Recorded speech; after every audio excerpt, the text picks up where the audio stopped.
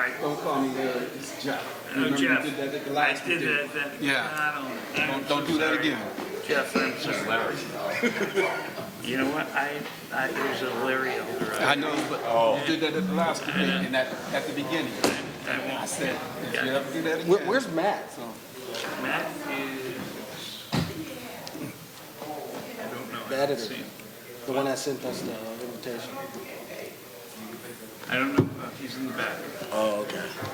Oh, that's him right there? Okay.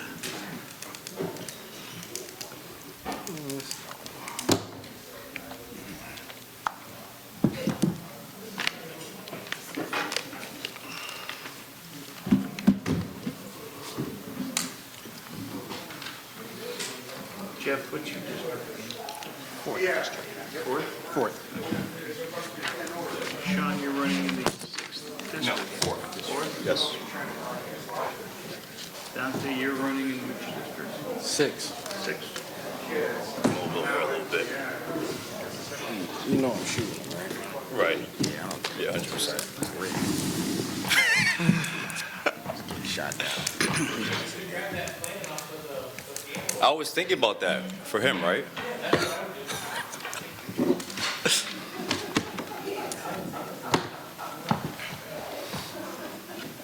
There's a broomstick back here. Right. Yeah. One last question, guys. Only because several years ago, we had the start of a candidate forum disrupted by a candidate who insisted that we pledge allegiance to the flag.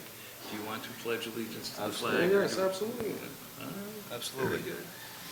Let's start with the pledge of allegiance. Then. Appreciate you. Thank you, Mike. How does every pledge of allegiance? Oh, right now? Oh, my. Give me a minute.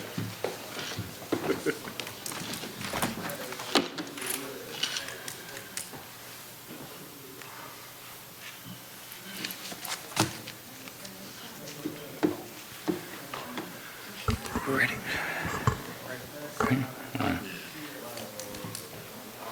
Like he hasn't been doing this for 4 years. Right. Sam's getting shot. I don't care. Yes, 100%. 100%. Good evening, everyone. Welcome to the Niagara Gazette Candidate Forum for our county legislature candidates in the election year of 2025. You'll be hearing from the candidates for seats in the legislature's 4th and 6th districts. Before we begin, we're going to pledge allegiance to the flag.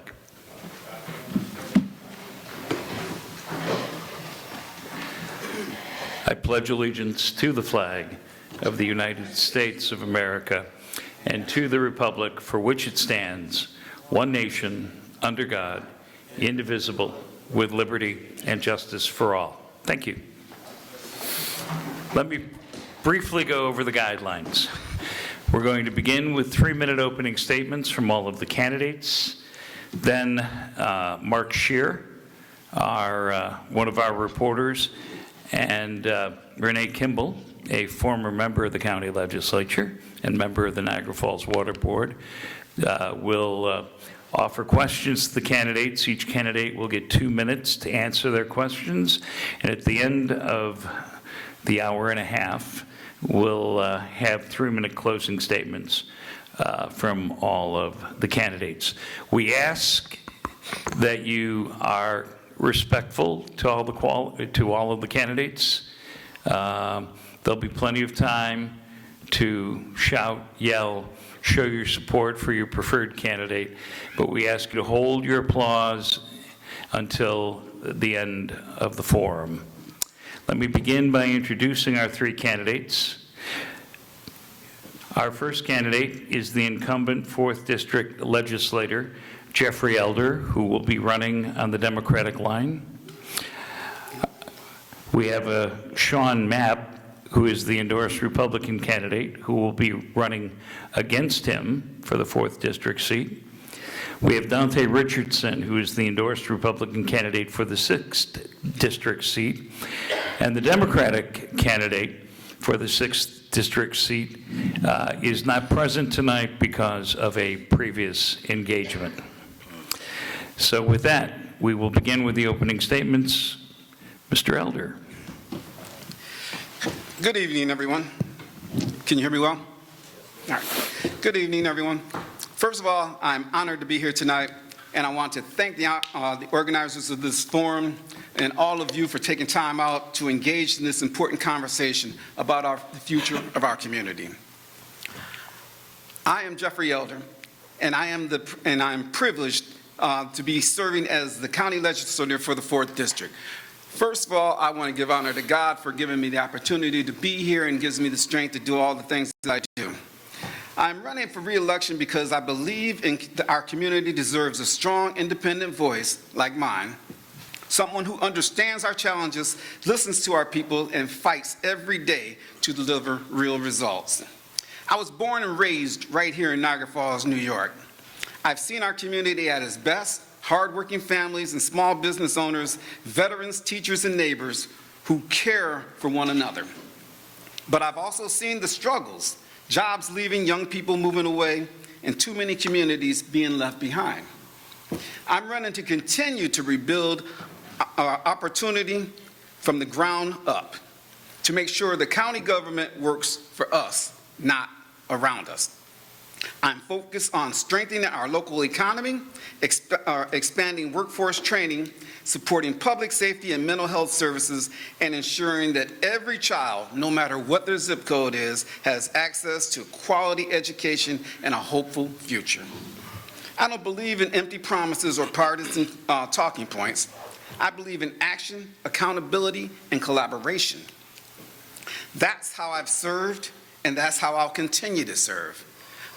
I grew up right here in Niagara Falls, New York. I spent 27 years in the United States Air Force, and 17 of those years I was on Air Force One serving 3 different presidents. Then I went to the Pentagon, Department of Homeland Security, and then Department of State for 7 years. But I came back home. I came back home to put all those things that I learned into use. So tonight isn't about me, it's about us. It's about where we go from here and how we make the 4th District voice heard loud and clear in this county. Thank you again for this opportunity, and I look forward to this discussion tonight. Thank you, Mr. Elder. Mr. Mapp. Good evening. My name is Sean Mapp, and I'm running to actually represent the 4th District. I have a degree in business marketing and media production.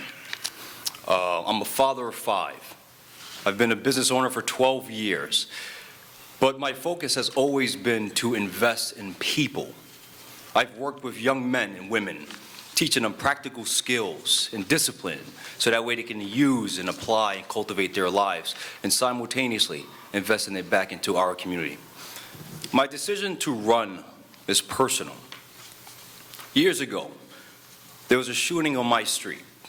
A bullet went through my neighbor's house.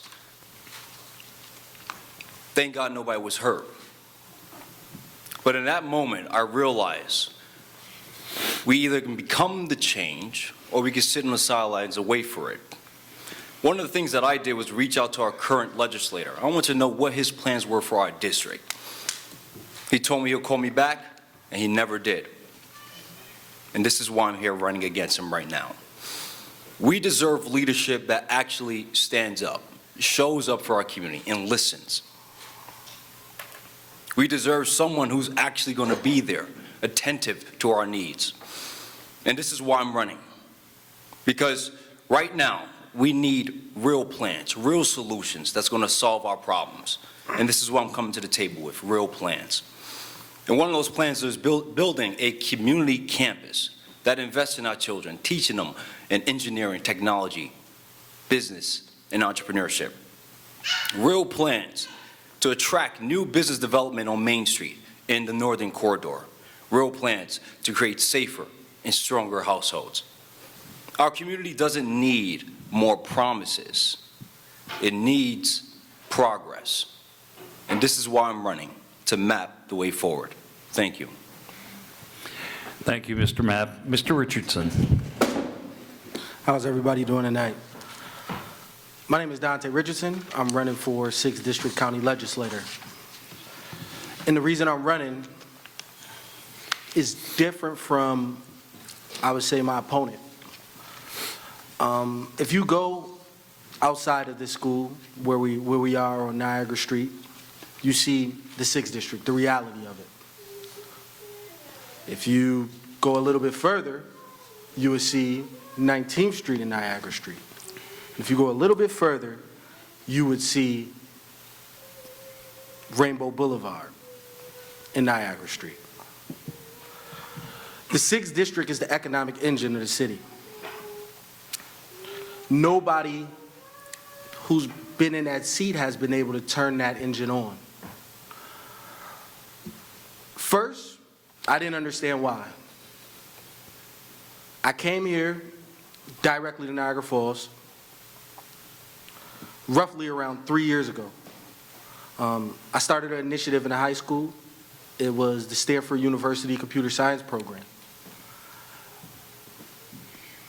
It took me so long to actually put that program in the school, and there was so many barriers, which was a free program, that I knew that if it took me long to get this program in, and I went through all of these barriers, imagine what it takes for an actual company to come here and produce jobs. Right. So I started investigating to figure out what was going on. And I realized that this city, this local government, the people that hold these seats are just placeholders for people that's currently already in power. They have no plans to uplift the actual community, the actual people in the city. Their only plans is to serve individual insiders within their groups so they can constantly reap the benefits off of the poor in the city. And you see them every day. They work at City Hall. They run for county legislator. They even work at local news stations, newspapers. And the problem with that is I decided to run, take the initiative, 32 years old, to run and take the initiative, you would say, waste my prime years on trying to do something good for this community. Some of the plans I have to bring to this community is to redevelop the energy of an innovative economy. That consists of bringing jobs here that could be directly in the technology industry, that could be directly in the creative industry, and that could be directly in our base, which is the manufacturing industry. We had county legislators in the 6th District who served for 30 years, and they weren't capable of bringing in one job. Then we have county legislators that came and served for 4 years, and they didn't bring any jobs here either. They actually traveled the world and made YouTube videos. And now we have my opponent who's running against me, who doesn't even decide. Mr. Richardson, Yes. we are not directing any questions or comments towards the member of the panel who is not here. Okay. And this is exactly what I'm talking about. I yield my time. Thank you. Our first question will be from Renee Kimball. The Niagara County Legislature adopted a budget for 2025 that decreased the property tax for the 10th consecutive year. How will you ensure this trend of fiscal responsibility continues while addressing rising costs for essential services like health insurance, Medicaid, and other state mandates? We'll begin with Mr. Richardson. What I would do is I continue to work with the Republican legislators that passed the fiscal bill. When it comes to the healthcare mandates, I think it's extremely good that we was able to lower the taxes. I would just consistently work on figuring out what they were actually doing to get those taxes lower and try to keep it at that rate so we wouldn't have to raise it. If we consistently bring more jobs into Niagara Falls, if we had legislators that actually worked on that, legislators from Niagara Falls, it will actually keep the property taxes down. And those jobs provide healthcare benefits as well. So most technology jobs, most jobs in high-paying industries, such as advanced manufacturing, they provide benefits for healthcare. So we just got to focus on bringing in companies that can have livable wage jobs. And if we do that, property taxes will stay low, it increase tax revenue. And we can't just focus on the public unions. That is what most of the county legislators in Niagara Falls has been focused on. How could they appease the public unions, public sector unions? So that's whether it's the fire department, the police department. We have to basically figure out how we can bring in new companies that want to develop here, so our private sector unions, our labor unions that work for the private sector can have more work as well too. But that's what I'll do. Thank you, Mr. Matt. Yeah, I'll elucidate on that a little bit further as well. Is when we support deleterious agendas like what's happening in Niagara Falls now, and my opponent, he's supporting an administration that is trying to raise the taxes by creating a project like Santonio Park. A lot of people don't understand what that project will do to the city. Will have a deleterious effect on all of us here, tax-wise, because there's no actual private funding for that. So what that means, $250 million is going to be sitting on your shoulders. You're going to have to pay that in taxes. And on top of that, if you don't own a property, your rent's going to go up as well. And this is why when I knock on doors and I speak to individuals, I'll let them know, if you want to have a prosperous community, you have to elect people that have a business sense and understanding. Because right now, there are people in office that don't understand business at all. People, leaders in our communities that don't get it. If you allow projects like this and you stop actual developers from coming into the city and developing, you're going to have a major problem in our future. So focusing on creating more development, business development, that can actually have support for our families, and we can utilize that to create something that's advantageous for our community, is what we want to do. Elect individuals that have business sense. Mr. Elder. So, we did pass the budget, and we have kept it down. We're going to continue to do that. But what some people don't understand is when you talk about government, you have to be able to collaborate with government. You can't just come in and try to dictate. We're getting strong-armed from D.C. right now. We don't need other people to come in and try and strong-arm us here. When all of the labor unions are for the people. Our unions are out there working for our men and women, our working families. We need to ensure that everything that we do is for those working families. So with that comes collaboration. And yes, I do support the administration, but one thing I want you all to remember is in 2019, I ran against the mayor. And then in 2021, when I won the legislative seat, I reached out to the mayor and I said, Mr. Mayor, if we're both in government and if we're not working together, we're working against the people. So we need to be working together. And I am one out of 3 Democrats in the legislature. There's 15 legislators, so that means we have 12 Republican legislators. We work very good together, and that's one of the things that we talk about everywhere we go, how good our legislature works together. Of course, when we vote on things and we vote, party lines, they're going to win. But we have clout with them that we can work things to get to the better for the people. So. Thank you, Mr. Elder. Mr. Scheer. Thank you, gentlemen, for participating tonight. We really do appreciate all of you being involved. This is a county job that you're interested in, but we're in the city of Niagara Falls, and all three of you are attempting to represent the city of Niagara Falls in the county. I think probably speak for a lot of people when I say the most confounding thing about this city is its inability to capitalize on all of its assets, the falls, tourism, low-cost hydropower, all these things. And the economy here is still very difficult, high poverty, all of those things.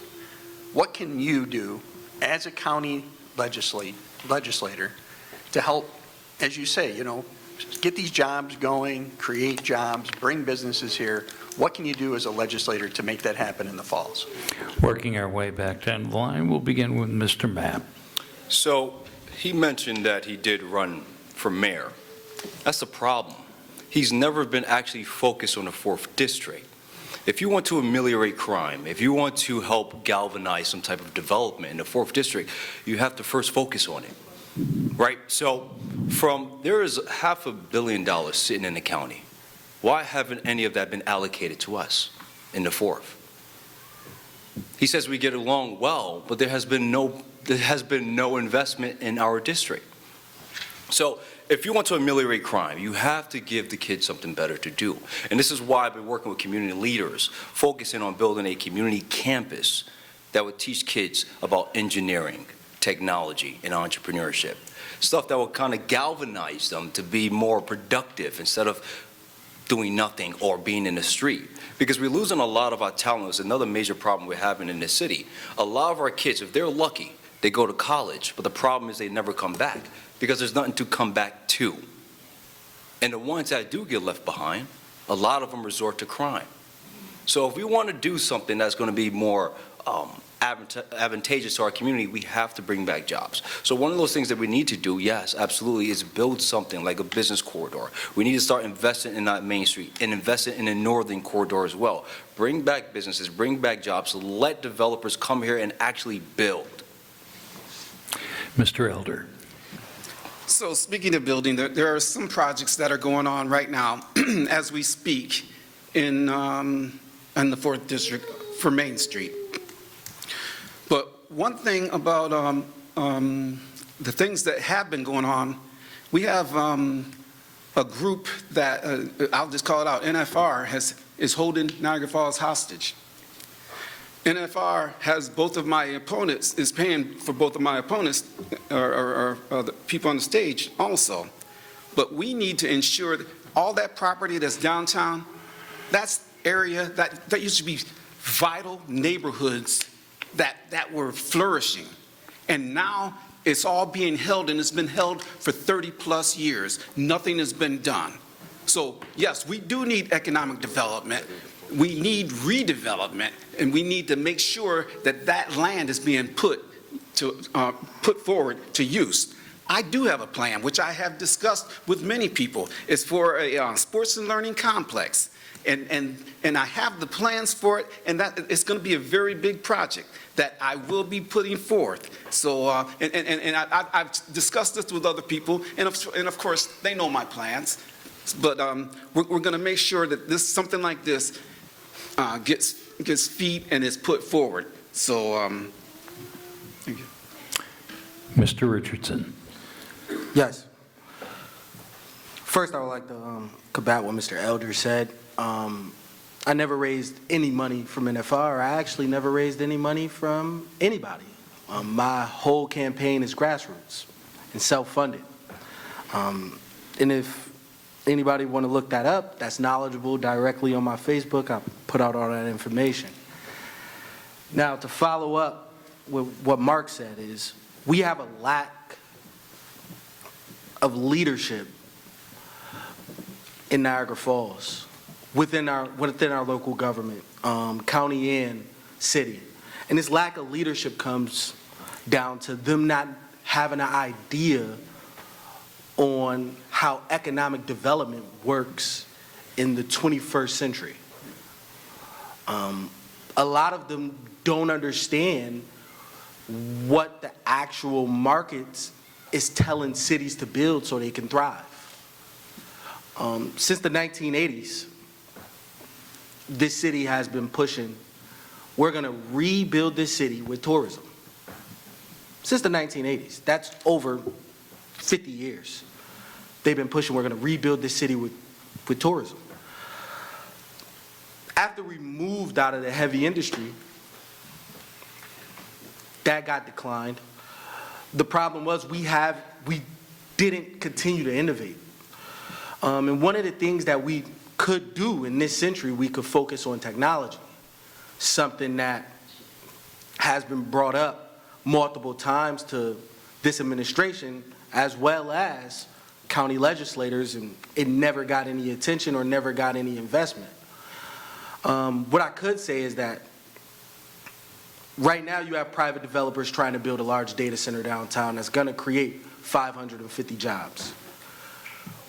And due to the fact that Mr. Elder is knowledgeable about this, he said Niagara Falls is getting pressure from DC. DC just invested $33 million into AmeriCarb for a defense contract to create new jobs on Niagara Falls Boulevard in Niagara Falls. So, and that's defense technology. We need to focus on advanced manufacturing. We need to focus on bringing in companies that know how to harness clean energy, and we need to figure out what companies need industrial land that they can develop high-tech industries so we could get advanced manufacturing back on Buffalo Ave. We shouldn't be focused on pushing a vanity project like Centennial Park, which Elder and his fellow Democrats are doing. That's a vanity project. It's only going to go into the hands of the rich and is going to create minimum wage jobs. We need Mr. Richardson, time. Ms. Kimball? Niagara County Community College depends on funding from the Niagara County Legislature, the state of New York, and tuition from students. There's always been some sort of contention regarding the amount of funding that the legislature should provide to the college. What will you do to ensure that appropriate funding levels are maintained in order to keep tuition costs affordable for students?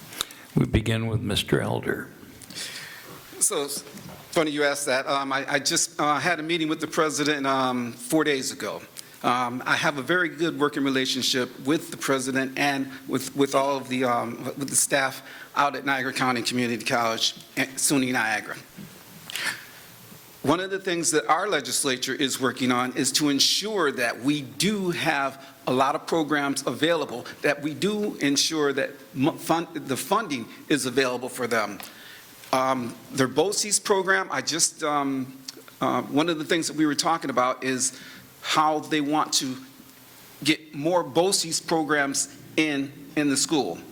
So our priority is ensuring that the tuition is affordable and that the availability to have the courses there is actually open to them.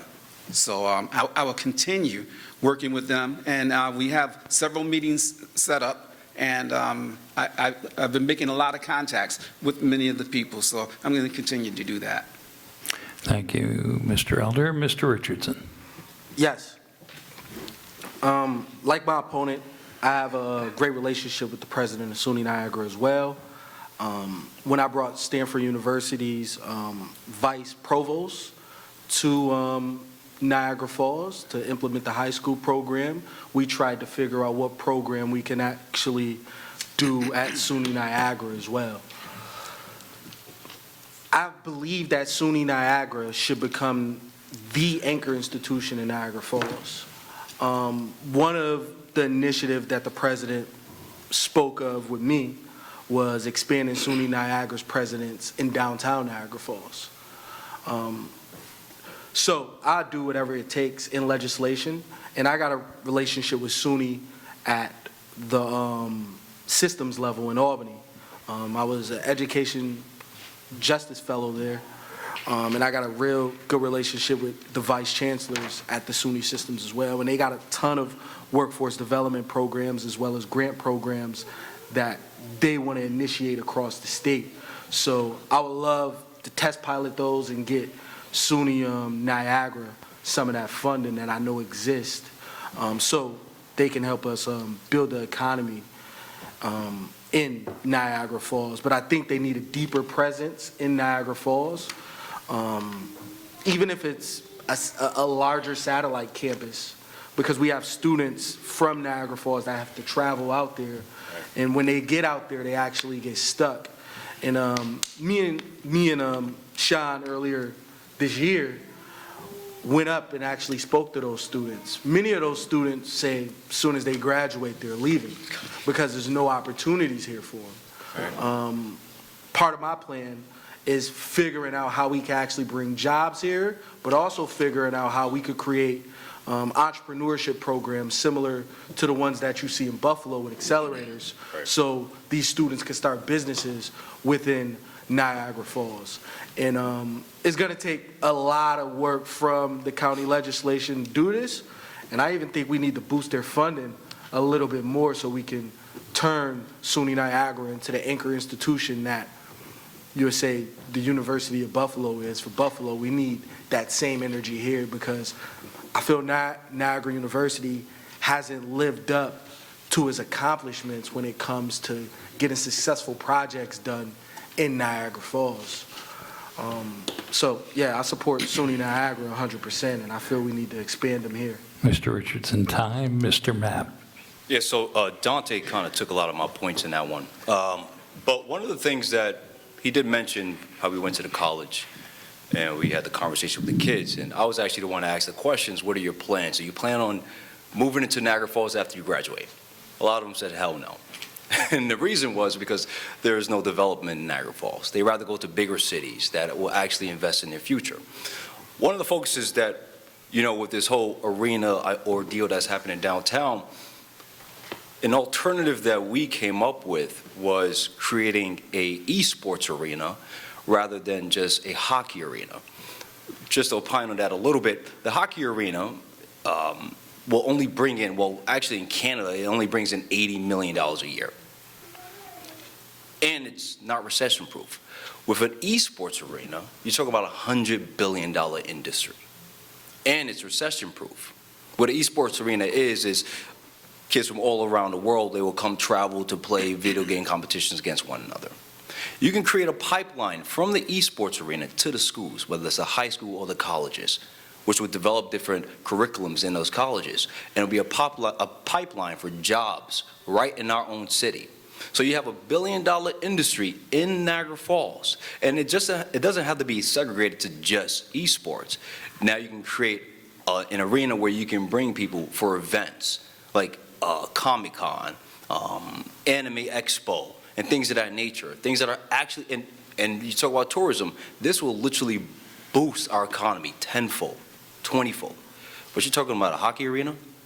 How many people's actually going to travel to go watch a hockey team play in Niagara Falls? Not a lot. But esports will bring people from all over the world and, again, create pipelines to our universities. Mr. Elder. You already answered. I started. Oh, I did. I'm sorry. I lost track. That's all right. I'm actually going to go right back to where we just left off with what has been described by some as the two-project solution for Niagara Falls. We have Mayor Robert Restaino's $200 million Centennial Park Arena. We have Niagara Falls Redevelopment's $1.5 billion data center. Two proposals. Where do you stand on these things? Do you think one or the other is better? I think we kind of already know, but maybe you can just kind of talk a little bit more about where your position is on these projects, Right. which one you think is the best, or do you, however you want to do it. But data center, arena, what are your thoughts? Right. All right, and if I'm back on track, we start with Mr. Mapp. Yeah. So, like I just explained, I think that, well, I truly believe the hockey arena is a bad move. Again, another non-practical business decision by our administration. It's not going to be advantageous. And one of the things I talk about to the community is, again, it's not self-funded. If it was self-funded, this would be a different conversation, right? But where's that $250 million coming from to pay for this? You're going to pay for it. That's a problem. And then when I speak to people at their doors, I'm like, listen, If you don't think this is a problem, it's going to create the ripple effects of gentrification. What that means is that when your property taxes go up, rent goes up, you're going to get to a point where you can't afford it. And if you can't afford it, you get pushed out. I'd rather bring in a solution that will create jobs where people can actually have career jobs so they can support their family and get into the, so that way if gentrification happens, you can withstand the ripple effect of it. Because now you have the income to support your family. You have the income to invest in your neighborhood. So to me, it's common sense. You bring something that's actually self-funded and that will actually create career jobs, or you bring in something that's not self-funded and creates minimum wage jobs. Mr. Elder? I'm not really for either one of them. It was said earlier that I'm for Centennial Park. I've never said that I was for Centennial Park. Centennial Park is somebody else's project. That's not Jeffrey Elder's project. I do support things that are going on downtown. I don't support everything. I'm an independent contractor here. So, but there has been some talk with people that want to bring in $500 million to try to start developing certain areas of our city, and we're trying to get those right people at the table to ensure that that does happen. So as I said earlier, NFR has had that property for 30-plus years, and many of you that grew up here, you know what areas I'm talking about, and you know what vital, how those neighborhoods used to look. If you go down there now, it's an eyesore. It's really bad. And because they can't build anything. And I was talking about NFR. I believe one of my the people on the stage is actually employed by NFR. So.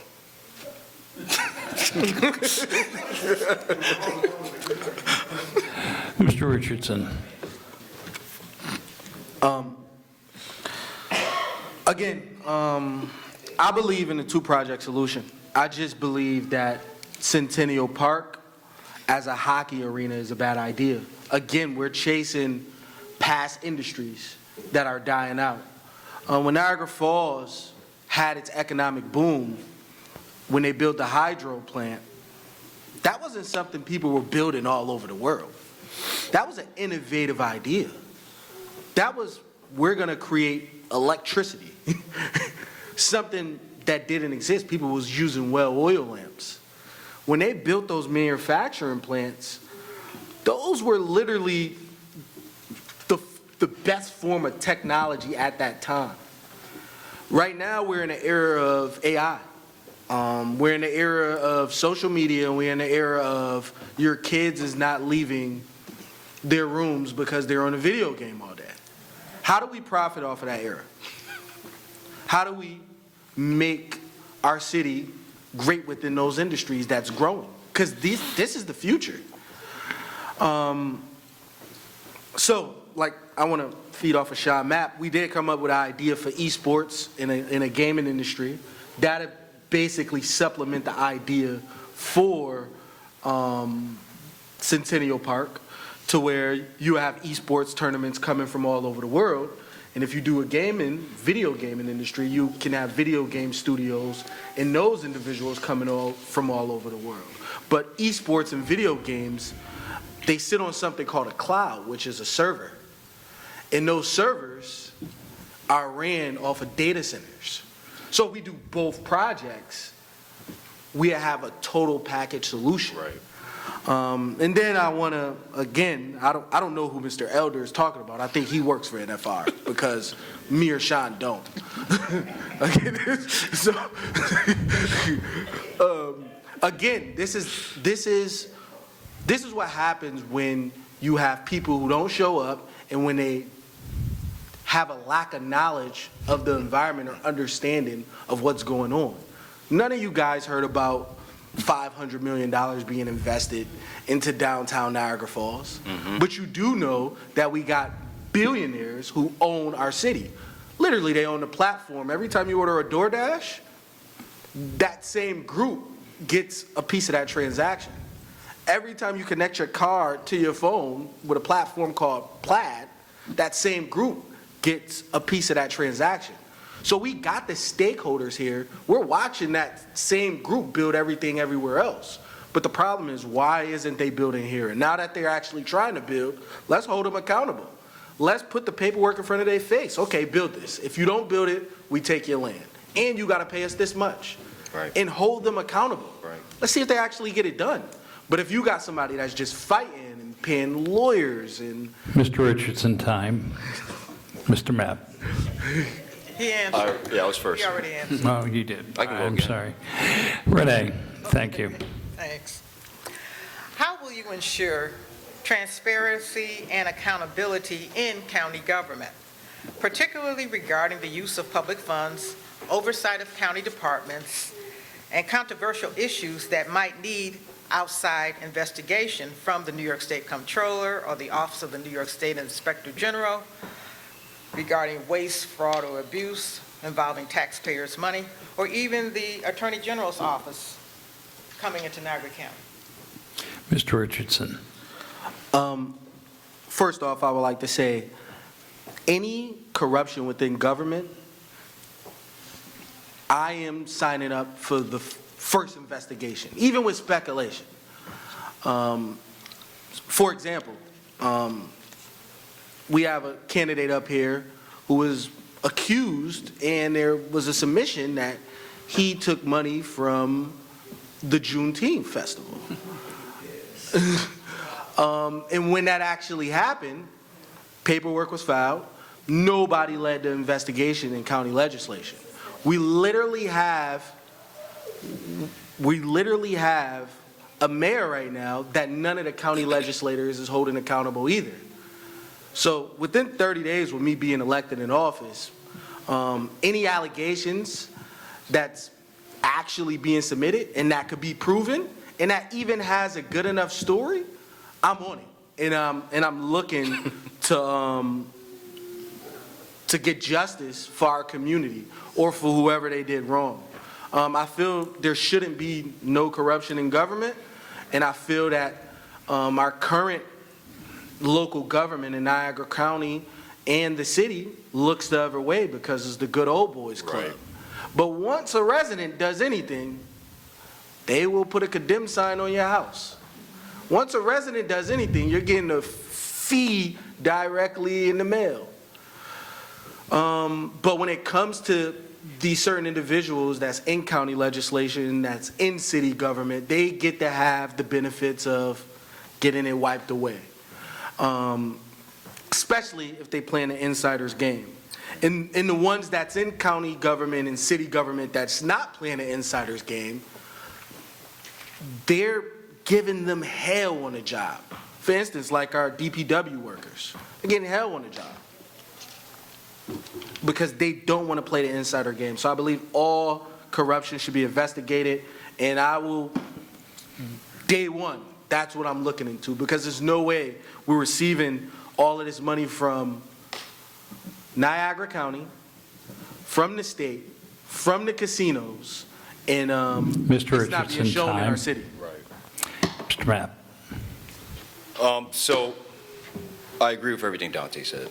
But one of the things that I would do is, I believe it's imperative to have meetings informing the residents on what's actually happening in the county level and city level. And that's something we have not been having at all. Actually, we had private meetings, our current legislators holding private meetings with individuals. Nobody knows what's happening. That's why nobody knows his plans. He talks about this project he's about to create. Nobody's never heard of it because he has private meetings. My objective is to make sure that we bring everything to the forefront. We have these conversations so we can hold ourselves as a community accountable. So that's one of the things we have to really focus on. And then you can also look at all the negligence that's happening into the city. When have you seen any of them come and speak out against this administration to hold them accountable? Never. So why would you think, if you re-elect someone of this caliber, you think he's going to hold anybody accountable? Absolutely not. Mr. Elder. So I exude the Air Force core values of competence, integrity, and pride, excellence in all we do. So when people come at my character, you know, people that profess to be of the cloth or anything else, it doesn't reflect on me, it reflects on them, because everything that Jeffrey Elder has done has been above the board. Jeffrey Elder is the one that put the investigation on what happened at the Juneteenth, and Jeffrey Elder did not take any money. Jeffrey Elder is actually owed $952 from that event, and then other vendors are still owed money also. Enough of that, because that's water under the bridge. Enough said on that. When it comes to being physically responsible, the Democrats have been trying to ensure that every dime that has been spent in that legislature has been physically responsible. And then just recently, the Republicans are the ones that allowed Mr. Rotazik the opportunity to come back, and that's not physically spending money the right way. We need to make sure that every dime that is taken care of and is taken care of in the correct way, and that has not been done. When somebody has a meeting, when something is in inception, not everybody needs to be in that meeting. If we have those people that need to be in that meeting, and then once things get to a certain point, that's when you bring in other people. We don't have people that are strong-arming, thinking that they can just come into any meeting. That's not the way things work. That's what's going on in D.C. right now, and you see exactly where this country is going. We don't need that right here. All politics are local. What's going on at D.C., that's the same thing that they want to be going on here, and that's not going to happen. So right now, we are very responsible for the things that we are trying to do on the Democratic side. Thank you. Mr. Scheer. Beyond the stagnant economy here in Niagara Falls, which I think is kind of putting it mildly, but Right. Beyond that, one of the things I hear so often and have heard for so many years is that the state of New York is benefiting greatly from this community in two areas: Niagara Falls State Park and the New York Power Authority. What, as a county legislator, can you do to try to balance that out a little bit, or bring some of those resources back that the state is literally taking away from Niagara Falls? Mr. Elder. So in reference to the state park, I've been all over the world many times. Everywhere that I've been, not only did people know about Niagara Falls, either they had been there or they were planning a trip there. 8 million plus people are coming on a yearly basis. One thing that I had proposed before was to try to make Niagara Falls a national park. That would bring in a lot more revenue, and then we'd be able to keep some of that revenue. But of course, it's a moneymaker for the state of New York, and we realize that they're coming in and taking a lot of that money away from us. But we really need to ensure that those funds are kept here. And that's something that we start at the local level, but it's much higher than the legislative seat. The New York Power Authority, I call the New York Power Authority the Niagara Falls Power Authority, because the only reason that they are in business is because of Niagara Falls. Congressman Higgins got a lot of money for Buffalo from the New York Power Authority. So now Congressman Kennedy's in, and we have a very good working relationship. I'm like, Congressman, we need to get more funds from the New York State Power Authority, which is right here in our backyard, as opposed to going to Buffalo, as opposed to going to other parts of the state.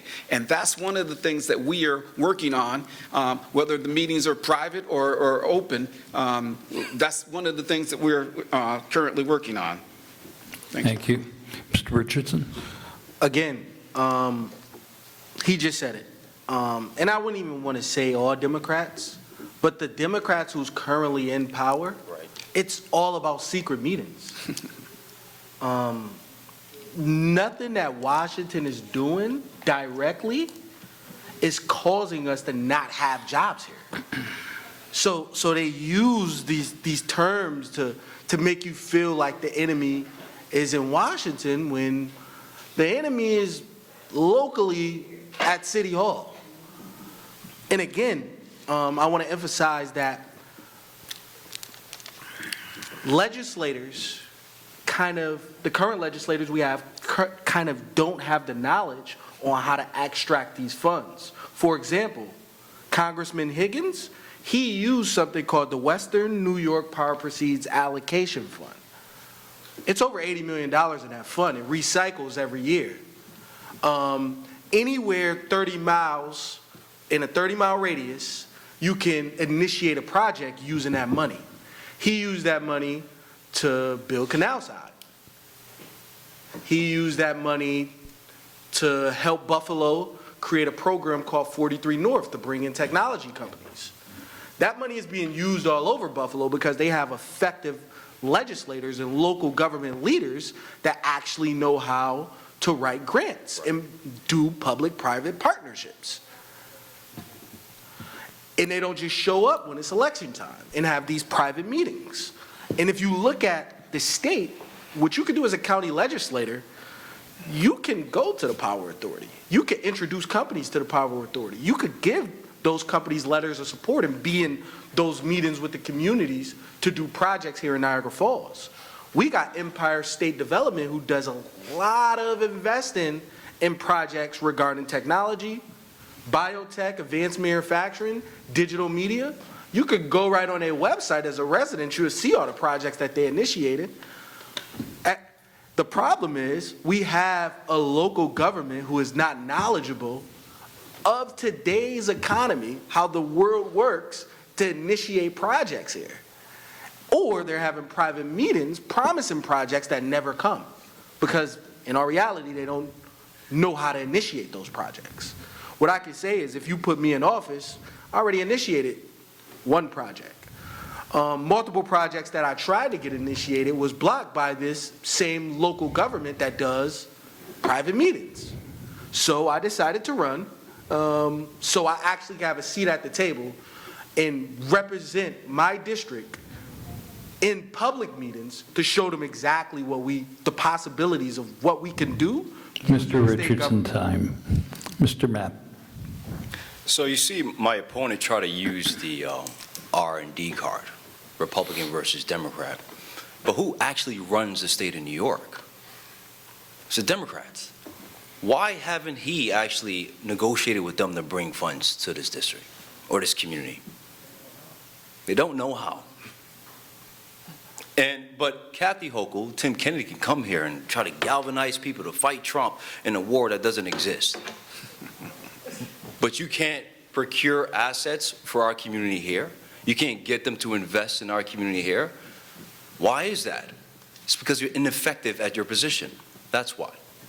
And we need people that can actually do the job effectively. Now, one of the questions that I will impose is, why haven't you passed one piece of legislation that was actually beneficial to the 4th District? You've been there for 4 years. For 4 years, you haven't passed one legislation that was beneficial to the 4th District. But when I pull up your record, you invest in DeVoe, you invest in Lockport, Lutheran, but none in the 4th. Why is that? And I think it's about time we start holding individuals like him accountable and pick people that's actually going to serve you and not require you to serve them.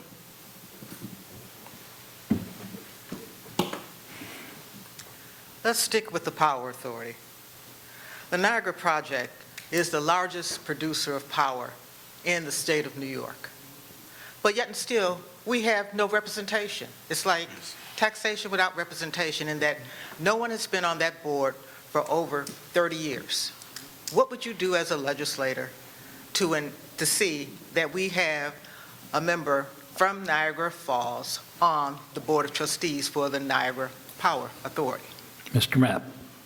Yeah, I think it's imperative to actually find out who's qualified, number one, to do that. But yes, we should have representation in there. Why we haven't had representation in there for the past 4 years, I have no idea. Why we haven't had representation prior to that, I have no idea. But until we take the anticipatory steps and find people that's qualified and actually have these conversations that move the needle forward, yes, none of that will get done. So it would be my job, and I'm sure Dante Richardson would take this upon himself as well to make sure we get representation in those seats. Mr. Elder? Of course, representation in the Power Authority is of the utmost. I worked very closely with Shirley Hamilton. I was her vice president for the NAACP, and that was one of her main issues, that she wanted to get more people into the New York Power Authority. It is imperative that you talk about putting people in the right places. Right now, Senator Ort is the senator for this area, and when we put forward recommendations, they go to a certain point and then they get kicked back. And it's not just a Democrat or Republican thing, but the fact of the matter is they have charge of who's going into those places right now. The legislature has control of all of the jobs that are coming up in Niagara County. We have a seat at the table, but we have a very small voice. And if our voice is not being heard, we can step on, jump on tables, whatever, but we need to make sure that everyone gets out and utilizes your vote, because your vote is your voice. And to put the right people in the right positions, it requires us to vote. Thank you. Mr. Richardson? Again, regarding the Power Authority, Niagara Falls has no representation on the Power Authority. I noticed that when I tried to engage with them for the WNY PPA allocation funds. We need representation, but as Sean said, do we have somebody actually qualified to serve on that board? When I get there, one of the key things I want to do is multiple boards within Niagara Falls, or that has a direct effect on the city of Niagara Falls, to where we have no representation. Right. Or people that live in the city of Niagara Falls don't get a chance, residents don't get a chance to actually serve on those boards. Because the interest is in North Tonawanda as well as Lockport. They get most of the seats on the county boards, the county committees, even within the state. A lot of them within the state get most of the seats. But could you blame them? Look who our voters put there, right? Our voters put people that's incompetent and actually doesn't even know how the system works. Right. If you've been there for 4 years and you weren't able to get any funds from the Power Authority for your community, you just don't know what to do. Right. You just don't know what to do. And if you did initiate a project to get those funds, you should have showed the public. Show the public what you've been trying to do. The public knows what I've been working on. The public knows that I've been working strategically to get investment into the city. And the New York Power Authority, every year they replenish a fund. We have to get access to that fund for Niagara Falls. And that's one of the key things that I'm going to be fighting for, because that fund has helped turn Buffalo downtown into what it is. But our problem again is we have local government leaders that don't know how to actually utilize those funds or get access to those funds through public-private partnerships. Mr. Mapp? I already answered. You did. Mr. Elder? He already answered. Yeah, I'm sorry. I'm up again. You know, I'm up again, my turn. I'm sorry, you are up again, Mr. Scheer. That's all right, no problem. Looking at the wrong light. The poverty and the conditions in the city of Niagara Falls impact arguably, the group affected most by it, arguably, are the children and the young people that live here. Right. And what, as a legislature, would you do to help our kids? Mr. Elmer? Okay.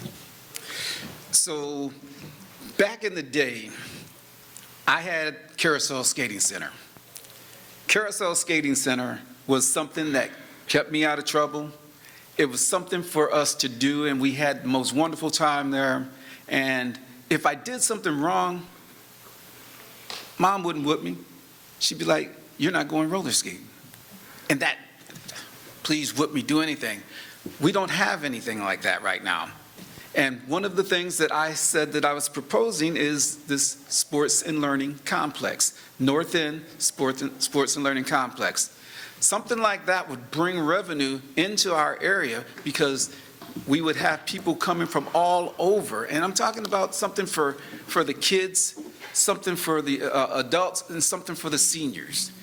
Have something that would be able to take care of veterans, some of our veterans programs in there. Things like that do work. I have all the plans for that, and I'm definitely going to be presenting that moving forward. As I traveled around, and you see, I've seen so many different things everywhere that I've gone. And I said, well, you know what, how did you guys do that? And that's how I got the information for the Sports and Learning Complex. There are so many things that I see all over the world, and I'm like, well, we can do that here in Niagara Falls. So that's what I'm trying to do. But, you know, people say, what have you done? What have you done? I'm 1 out of 15. There's not, you know, you might be a little naive, you know, oh, Jeff don't know this, Jeff don't know that. Jeff knows that 1 of 15, you need help.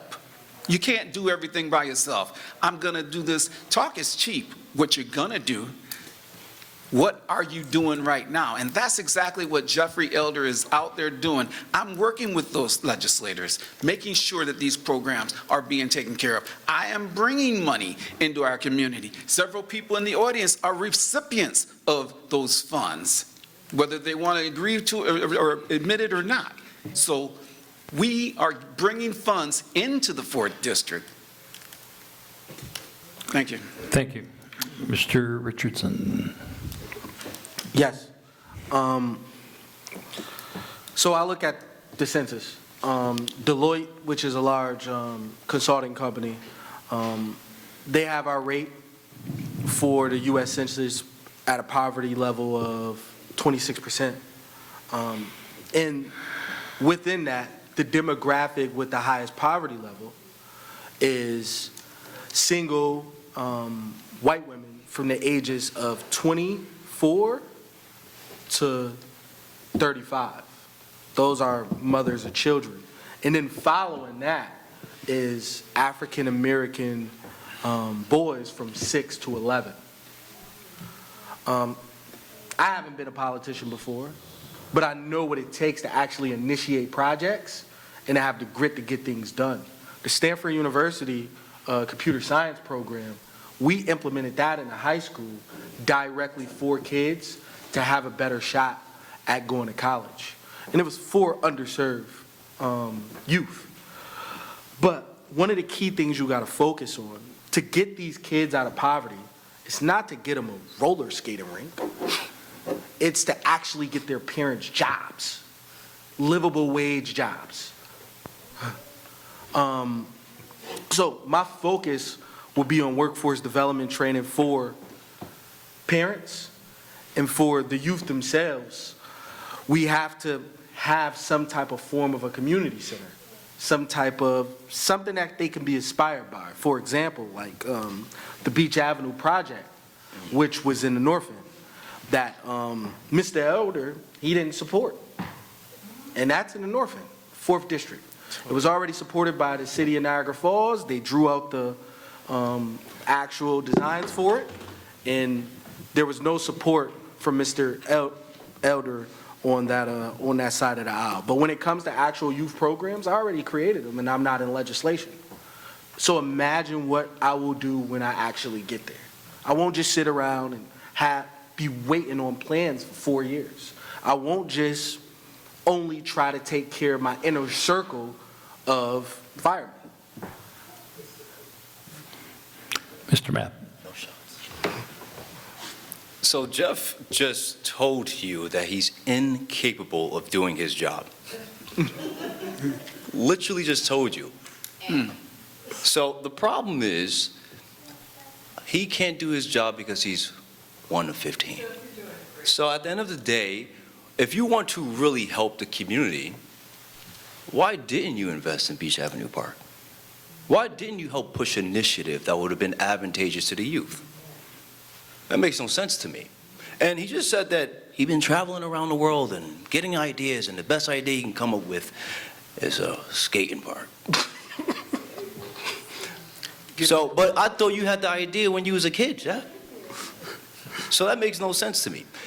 At the end of the day, you line yourself up with community leaders that have actual plans, like Arlene Dawes.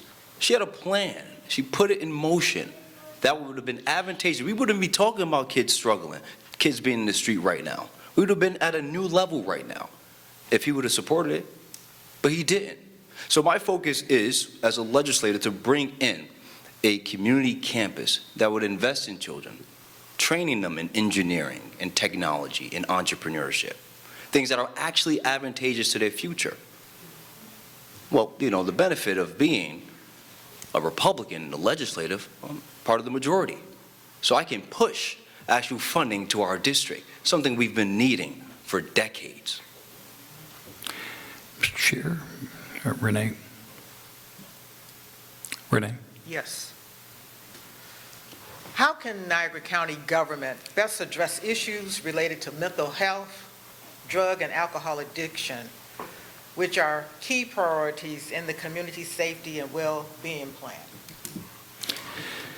Mr. Matt? It goes back to what we were just talking about. Again, you have to build that structure, that foundation that allows people to thrive upon. One of the major problems we're having is because there's a lack of jobs. When you have a lack of jobs, you're going to have high crime. You're going to have mental illness, things of that nature. All the things that are going to be deleterious to a community. We have to create a structure, a foundation where we start actually really invest in our community. Bring back jobs and things of that nature. Have developers come, make it advantageous for them to want to come here and build. Nobody wants to come here anymore. That's a problem. I talk about tourism all the time. What about the residents? Nobody talks about empowering residents. Those properties, those zombie homes that are just sitting there, why don't we do the same thing Buffalo did, where they literally gave residents the properties for $1 and gave them a certain amount of time frame to renovate that property. If you didn't do it, they took the property back. But at least you give the people the opportunity to invest, to build generational wealth for themselves. I think it's very simple to fix a problem that's been going on for too long. The problem is we have the wrong people to try to fix those problems. Mr. Elder? So one of the things that we need to do is to develop new infrastructure that meets the 21st century and to tackle this climate crisis and create good paying jobs. We need to start more rehabilitation for our people. Now, mental health is an issue that we've talked about very much in our county legislature. We've passed programs for providing funds to get the help out to the people that need it the most, and we have to continue to try and get that help to those working families. I am pro-labor, and many of our labor people are out there working some good jobs. One of the things that we need to do is to make sure that more of those jobs are available. And with some of the programs that we've been talking about, we think that we can actually move forward with that. But our mental health is something that our sheriff, we're ensuring that our law enforcement has the training to deal with those mental health issues. Instead of just rolling in and thinking that, you have a situation, we need to have trained individuals responding with them or give them the training that they need so that they can declimatize some of those situations before they actually elevate into something else. And that's one of the things that we are working very diligently with our Sheriff's Department to ensure that things like that happen. Just to go back, the project that was mentioned just a little while ago, I was at the mayor's office with Ms. Doss trying to get this stuff taken care of.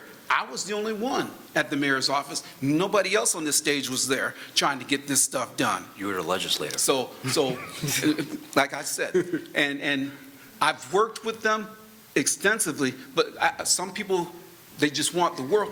You have to crawl before you run. Walk, crawl, walk, run. And that's exactly what we were trying to do. But they wanted it to be so speedy, and like, wait a minute, we have to move at a pace to get things going. And that's what we were trying to do. So, Mr. Richardson. Extension? You said I couldn't talk about it. We get an extension now? All right. Gentlemen, you've all had the same amount of time. Okay. All right. To talk about crime and mental health, that is one of the biggest issues that the city of Niagara Falls is facing. And whether you notice or not, Niagara County Legislature gives a lot of money to community services, where that falls under, as well as public safety. One of the biggest reasons for crime is poverty. When you don't have anything, or when you're lacking financial stability, you take opportunity crimes. And that's what you see. You see mostly opportunity crimes going on.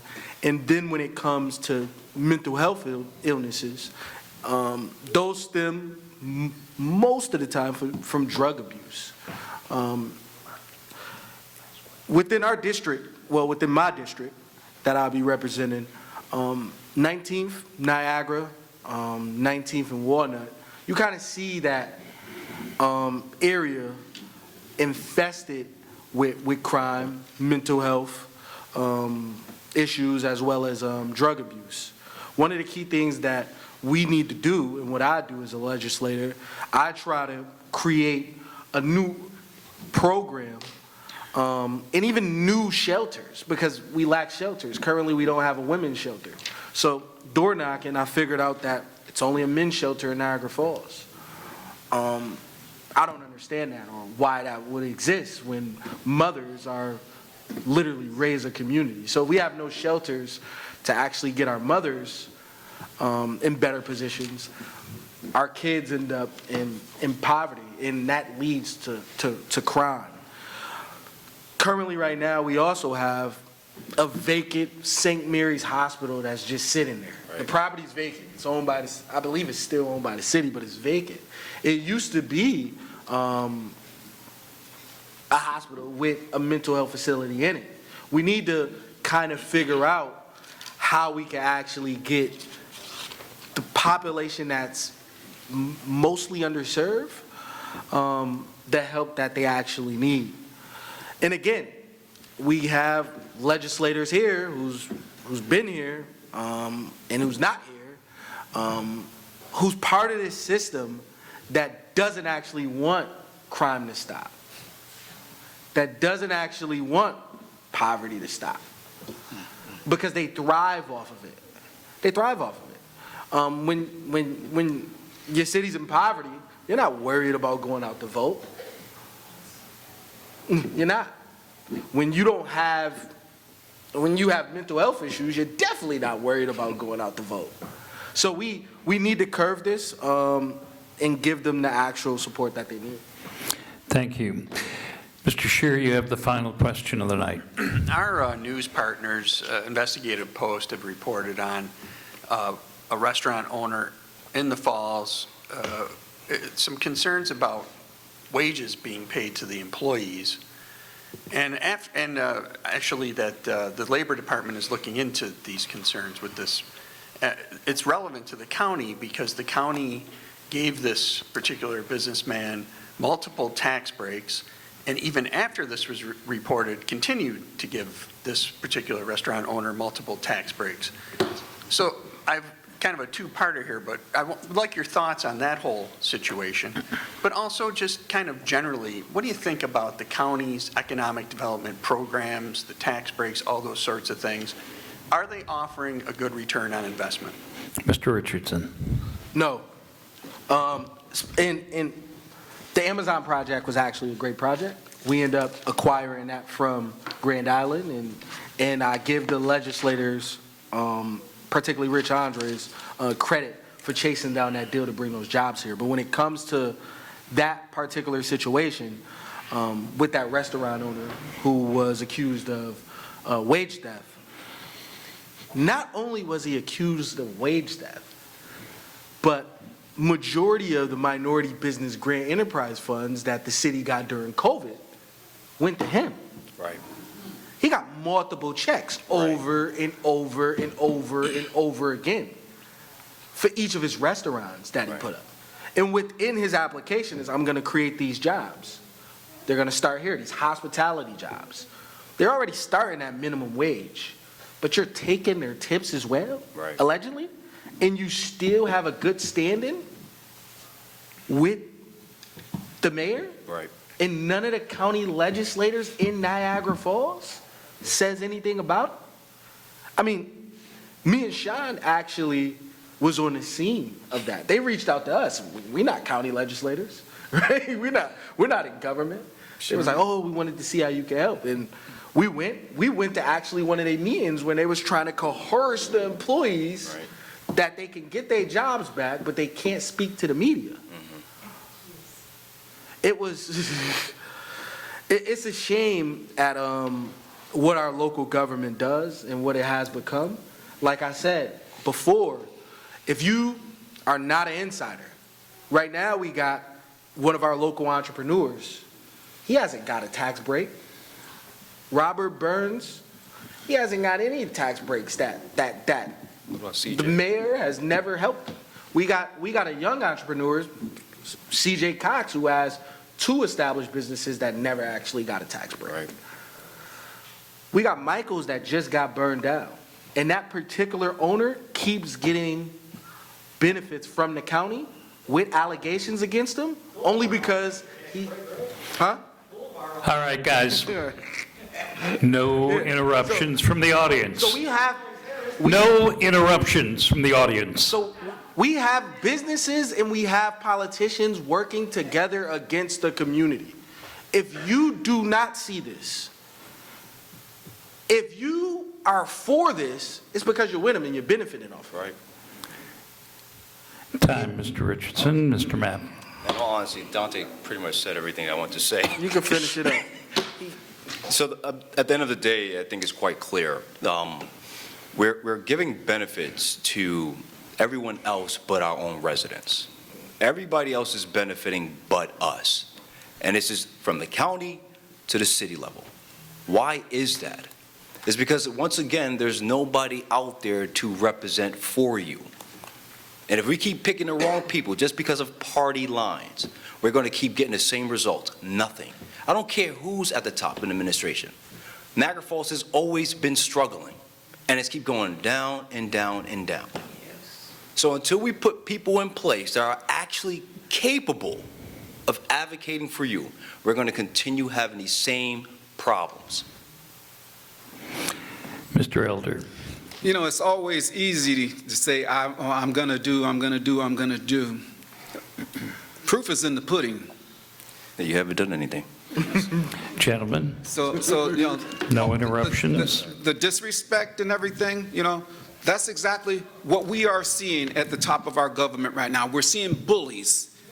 People are bullying everything, and all politics are local. So what they're doing out in D.C., that's exactly what they want to bring here to Niagara Falls, New York. And we don't need that. We need people to work together. UNITY.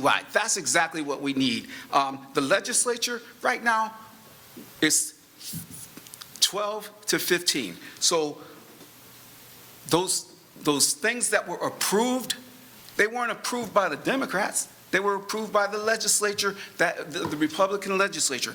We are trying to be financially responsible for the money that is going out and that we have charge of. Economic development, I'm not in economic development. I'm working with a lot of different people in reference to getting different programs together for their businesses here in the 4th District in Niagara County. The land bank offers those properties.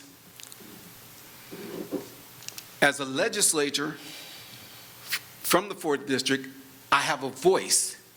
I exercise that voice, but my voice only goes so far. And people don't understand. You say, well, why haven't you done this?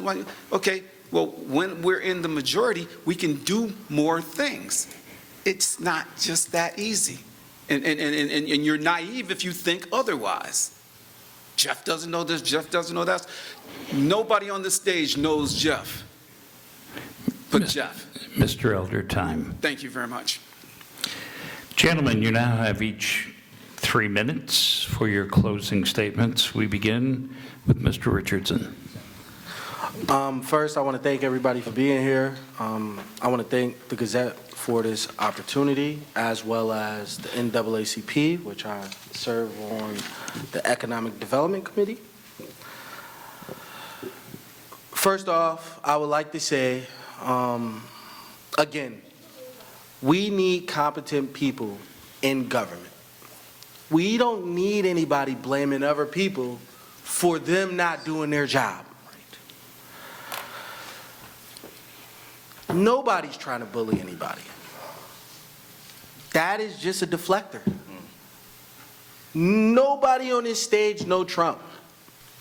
But we do know Rustino, the biggest bully in the city. Who speaks up against him? Only 2 people on this stage does that. Takes pictures with him. Who takes pictures with him? Only 1 person on this stage does that. So when you look at who you want to represent you, you don't want to look at somebody that says, oh, I can't do it, we got to do it together. No, we elected you to get something done. The $33 million contract that just was awarded to AmeriCorps to manufacture rocket engines didn't have anything to do with the legislator or the state. We can easily look at different companies and look at the assets that we do have, particularly within the 4th District, because they do have industrial land there, and try to bring more companies here within the 6th District and do the same thing. You don't have to get the whole legislation to agree with you to reach out to Empire State Development and to form a public-private partnership with companies to get projects done.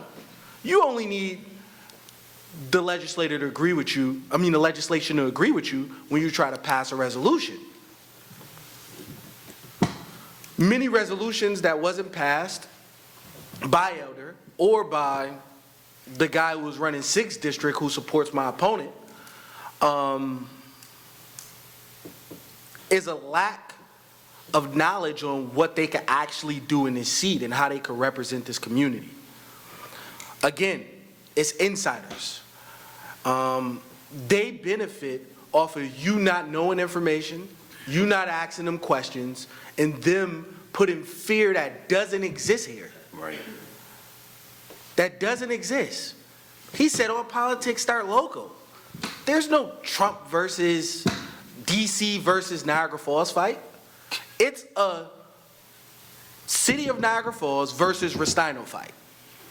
And him not speaking on it, or any of the other legislators speaking on it that's here or not here when they should be, is literally a practice that you guys, the voters, should look at and say, why are we putting these people in here that's not actually doing anything for us? Mr. Richardson, thank you. Mr. Mapp. I know you talked about mental crisis in the city. I think my opponent is going through one right now. He's conflicting the simple fact that we don't need bullies. I think we do. I think we need bullies in the city that's going to advocate for us. Michael Jordan was a bully. Kobe Bryant was a bully. Serena Williams, bully. They won. They won for their teams. We need people who's actually going to win for our city. Not just sit there and be nice and smile. No. What are you actually going to do? What type of work are you going to put in? What anticipatory steps are you going to take to actually cultivate this district? I beg to differ. We actually need bullies in our legislation that's going to represent you. We don't need people to play nice. Nice gets us nowhere, clearly. Thank you, Mr. Mapp. Mr. Elder. First of all, thank you, and thank you again to everyone who made this forum possible, and all of you who took time out of your busy schedules to be here tonight. You've heard a lot of ideas and promises this evening, but I want to leave you with this. Leadership is about service. It's about showing up, listening, and doing the work every single day, not just during election season. I've been working in the vineyard, and that's exactly what I'm going to continue to do. I've dedicated my life to service.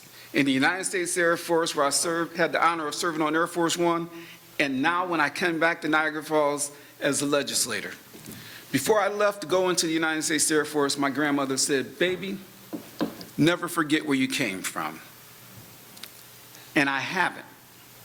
There's a song that Patti LaBelle sings that says, "When you've been blessed, pass it on." Well, that's exactly why I came home, to try to pass on some of those blessings that I have received.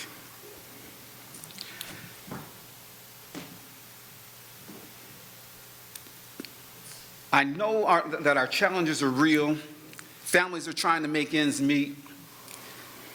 Small businesses are fighting to survive in neighborhoods that need investment, and young people need a reason to stay. I've been out to the college many times, and I've been trying to encourage them. Hey, look, when you get that degree, don't leave. Stay here and give us an opportunity. But I also know the potential is greater than our problems when we work together. UNITY, that's the last part of community. When we stay focused and when we refuse to give up on one another. That's the spirit that I've brought to the legislature.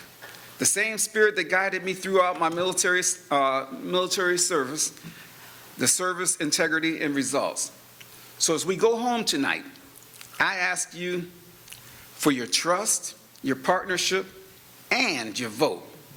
Not just to continue to serve in this office, but so that we can continue rebuilding a stronger, safer, and more hopeful Niagara County together. Talk is cheap. It's easy to say what I would have done, what I'm going to do. It's all about action. The old commercial that Sims used to say, "An educated consumer is our best customer." I say an educated voter is our best customer. You need to know who you're voting for. My record is out there. I support many things that's going on in the 4th District. So with that being said, your vote matters, and I ask you to keep Jeffrey Elder as your legislator. Thank you, God bless you, and God bless our great community. Thank you. Thank you, Mr. Elder. Our thanks to our two questioners, Renee Kimball and Mark Scheer. We will close the forum now. You may feel free to offer your appreciation to the candidates for taking time to come out and speak with you. Have a good night.